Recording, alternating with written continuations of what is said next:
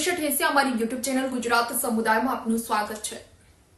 લાગે છે કે હવે ભ્રષ્ટાચારની વ્યાખ્યા બદલવી પડશે, કારણ કે પહેલાના સમયમાં એવું હતું કે કોઈ સામાન્ય માણસે સંપૂર્ણ અને સાચું કામ કાયદેસર રીતે કરાવવા માટે સરકારી અધિકારીને એમની માંગણી મુજબ પૈસા આપવા પડતા હતા અને તેને આપણે ભ્રષ્ટાચાર ગણતા હતા, તેને આપણે લાંચ ગણતા હતા। પરંતુ હવે તો લાંચ આપવાની અને લેવાની જે વાત છે, જે લાંચ આપવાનો ભ્રષ્ટાચાર છે, તેને પણ હવે ક્યાંક શિષ્ટાચાર ગણવામાં આવે છે અને પૈસા લઈને પણ કામ ન કરવું આ વાત પણ હવે સાહજિક બની ગઈ છે। આ સંદર્ભમાં સરકારી અધિકારીઓ કે સરકાર કામ ન કરે, કામ ચોરી કરે અથવા લોકોને ખોટા વચનો આપે તેને પણ હવે ભ્રષ્ટાચાર ગણવો જોઈએ, કારણ કે મત આપનાર સામાન્ય પ્રજાની અપેક્ષામાં તે ઊણા ઉતર્યા છે। પોતાના વચનોનું પાલન કરવાની કાં તો તેની ક્ષમતા નથી અને કાં તો તૈયારી નથી। તો હથેળીમાં ચાંદ બતાવવો એ કોઈ કહેવત નથી, પરંતુ હકીકત છે જેને પદાધિકારીઓ સાચી ઠેરવી રહ્યા છે। ભૂતકાળની કામચોરીને ભૂલાવી દેવી અને ચૂંટણી સમયે લોકોને આંબા આંબલી બતાવવા, ફરી એક વખત વિકાસ માટે લોકોમાં નવી આશાનો સંચાર કરવો અને ચૂંટણી પૂર્ણ થયા બાદ 5 વર્ષે ફરી એક વખત માફી માંગવા માટે પહોંચી જવું એ આજના નેતાઓની માનસિકતા બની ગઈ છે। તો થાનગઢ નગરપાલિકાની ચૂંટણી પહેલા 48 કલાકે શરૂ થયેલા બ્રિજ પરની લાઇટ ચૂંટણીના રિઝલ્ટ આવ્યાના 24 કલાકમાં જ આ લાઇટ બંધ થઈ ગઈ છે। ત્યારે સામાન્ય માણસનો શાસકો પરથી વિશ્વાસ ઉઠી જવા માટે માત્ર આ ઘટના પૂરતી છે। થાનગઢમાં નગરપાલિકાની ચૂંટણી હાલમાં જ પૂર્ણ થઈ અને જેમાં ભાજપે બહુમતી મેળવી છે, 25 ઉમેદવારોની જીત થઈ છે। ત્યારે થાનગઢ નગરપાલિકામાં સૌથી વિકટ પ્રશ્ન હતો કે જે 8 વર્ષથી ગોકળ ગાયની ગતિએ ઓવરબ્રિજનું કામ ચાલી રહ્યું હતું। ત્યારે ભાજપે જીતવા માટે આ ઓવરબ્રિજનું કામ પૂર્ણ કરવું જરૂરી હતું, કારણ કે એવી ચર્ચા સમગ્ર થાનગઢમાં ચાલતી હતી કે આ ઓવરબ્રિજની કામગીરી ક્યારે પૂર્ણ થશે।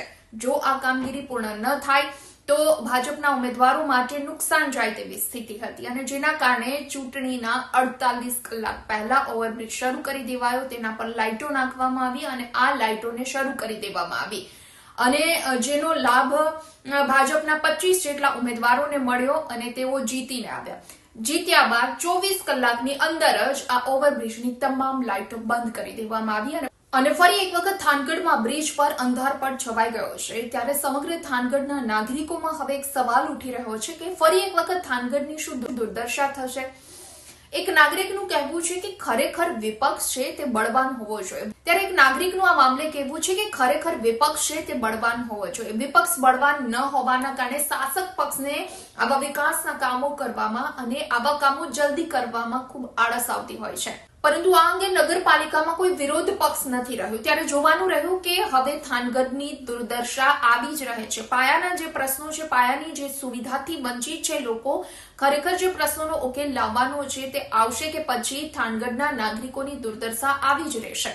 તો આ મામલે થાનગઢ શહેર કોંગ્રેસ પ્રમુખે જણાવ્યું છે કે ભલે અમે હારી ગયા હોય, પરંતુ અમે સતત થાનગઢના લોકોના પ્રશ્નો, પ્રજાના પ્રશ્નો ઉઠાવતા જ રહીશું અને આ ઓવરબ્રિજ પરની લાઇટ છે તે જો શરૂ નહીં કરવામાં આવે ફરીથી તો 24 કલાકની અંદર અમે આ ઓવરબ્રિજ બંધ કરાવશું અવર જવર માટે અને જે શાસક પક્ષ છે, જે જીતેલા ઉમેદવારો છે તેને પોતાના કામનું ભાન કરાવીશું।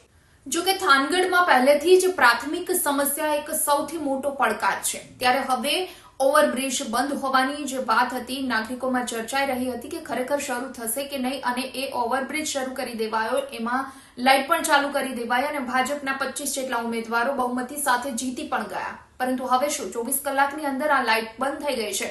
ત્યારે નાગરિકોમાં હવે એવો ગણગણાટ છે કે ફરીથી થાનગઢની જે દશા હતી એ જ દશા થશે।